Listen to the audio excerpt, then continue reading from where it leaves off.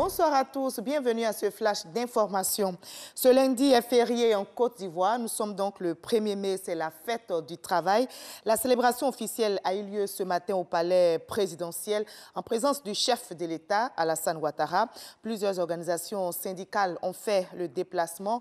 Elles ont exposé leurs doléances. Le président Ouattara a appelé les travailleurs à une trêve sociale, à faire preuve de compréhension et à se mettre résolument au travail afin de préserver et de consolider les acquis obtenus. Il a promis aux travailleurs de se pencher sur leurs préoccupations.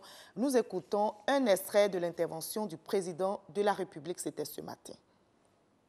Chers travailleurs de Côte d'Ivoire, mes chers compatriotes, le 1er mai revêt cette année un intérêt tout particulier, puisque c'est la première commémoration de la fête du travail depuis l'avènement de la Troisième République, mais également en raison des revendications diverses qui ont marqué le premier trimestre de l'année.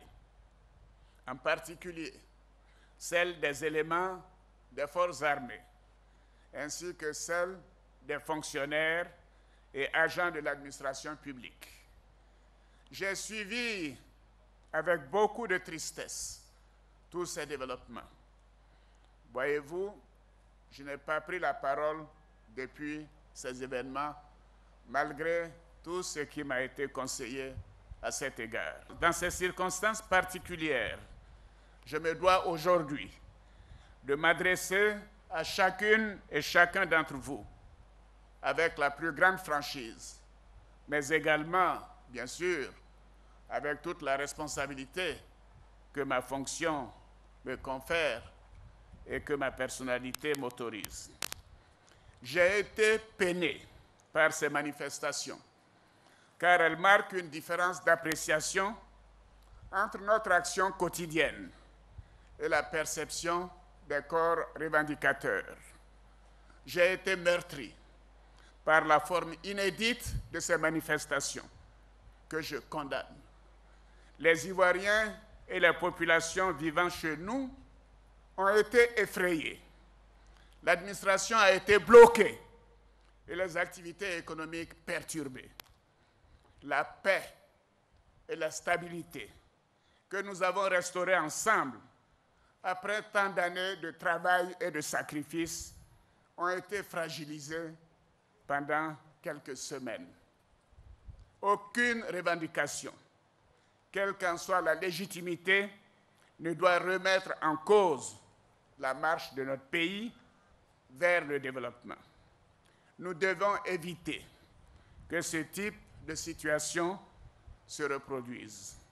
Nous devons préserver le fonctionnement de l'État et le bon déroulement des activités économiques, car c'est ce qui permet à chacun d'avoir un avenir. Mon rôle en tant que président de la République est d'être continuellement à votre écoute pour vous apporter des solutions en vue d'améliorer les conditions de vie de chaque Ivoirienne et de chaque Ivoirien. Je demeure donc engagé et déterminé à résoudre les problèmes que vous avez posés et à œuvrer pour chaque famille ivoirienne. Et ce lundi 1er mai, fête du travail, le président bissau-guinéen José Mario Vaz effectue une visite de travail en Côte d'Ivoire. Arrivé donc aujourd'hui à Abidjan, comme vous le voyez dans les images, il a été accueilli par le vice-président ivoirien Daniel Kablan-Duncan qui avait à ses côtés des membres du gouvernement dont le ministre des Affaires étrangères Marcel Amontano. C'est une visite de travail qui va durer 48 heures et il sera question de renforcement de coopération entre la Côte d'Ivoire et la Guinée-Bissau.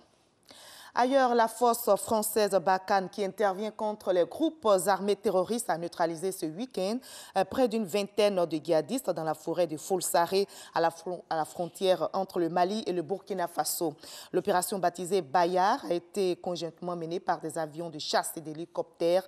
Selon l'armée française, des munitions, des lance-roquettes et du matériel destiné à fabriquer des engins piégés ont été saisis.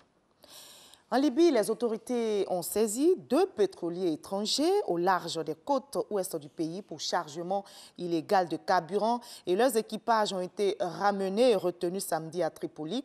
Les 2 pétroliers ont été interceptés dans la nuit de jeudi à vendredi. Les équipages des 2 bateaux ramenés donc à Tripoli attendent d'être entendus par le procureur général.